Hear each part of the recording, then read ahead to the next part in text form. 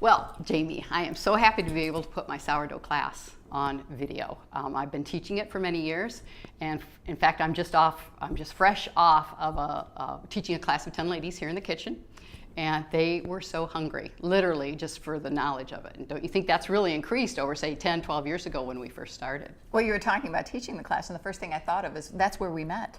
We met in this very kitchen, and you were teaching a sourdough class, and I was mixing the dough, because I think you and I were the only two in the room that knew how to do it. And so that's where this whole thing started. That's right. The demand for it has really grown, which has been great. And the reason being, basically, is that sourdough actually is a traditional food, like we've learned with milk, with all the dairy products, we've learned with the vegetables and the fizzy foods, and soaking grains, that there are natural things we can do to the foods that occur naturally in the earth that we can do to improve their nutrition and improve their flavor. And that's exactly what we do with the sourdough.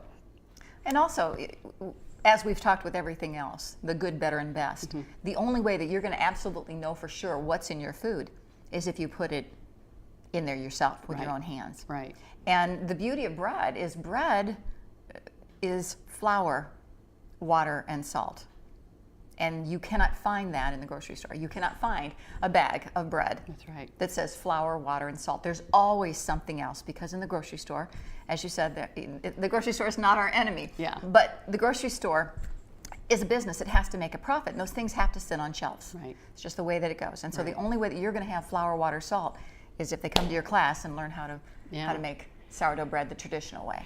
And as a traditional food, it's stood the test of time. If you're of European descent, our European ancestors brought it over across the ocean, brought it to the New World, and then they handed it off to the pioneers, and the pioneers transported it off out west, and they shared it with the cowboys, and the cowboys made sourdough work. They didn't have refrigeration, and they probably had very dirty hands, but it worked for them. So lots of extra microbes. Yes, that's right, which was a boon, actually, to the actual bread. So if they could all do it, then you can do it too. Our grains naturally have an acid in them. It's called phytic acid. And that phytic acid has to be neutralized in some way, shape, or form in order for our bodies to absorb it. So there's two ways it can be neutralized. It can be neutralized inside the body, which is hard on our bodies. It's hard on the digestive system.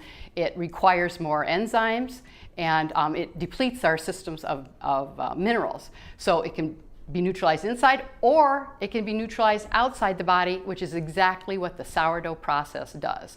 And of course, we want to be healthy. We want to do everything we can to help our digestive systems take in the natural elements. So what the best thing to do is to have the sourdough neutralize those things outside of the body through the sourdough process, and then it becomes more easily digestible. So by utilizing the enzymes, you're making less work for the body. Right, exactly.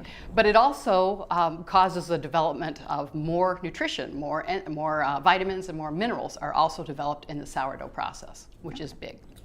Oh yeah, yeah, because when you look at the list of items on your bread in the store, they have to add those things in. Right.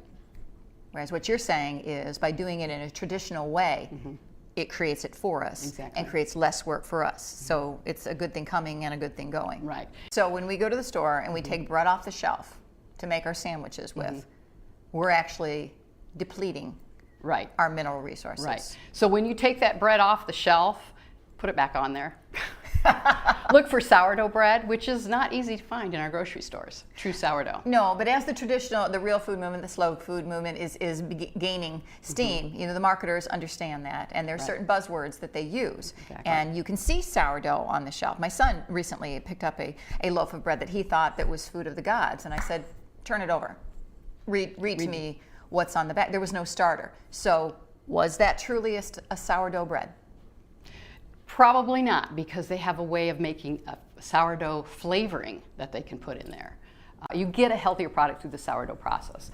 Our commercial bread is the one product that culminates the worst of our diet. It has the white flour, it has white refined sugar, it has soybean oil, it has refined salt, and normally, as in this bread here, there's 22 total ingredients here, so there's another 20 ingredients that they will add to it. Dough conditioners, preservatives, and the preservatives actually are a wonder, because this loaf of bread is 2.5 months old. Oh my gosh.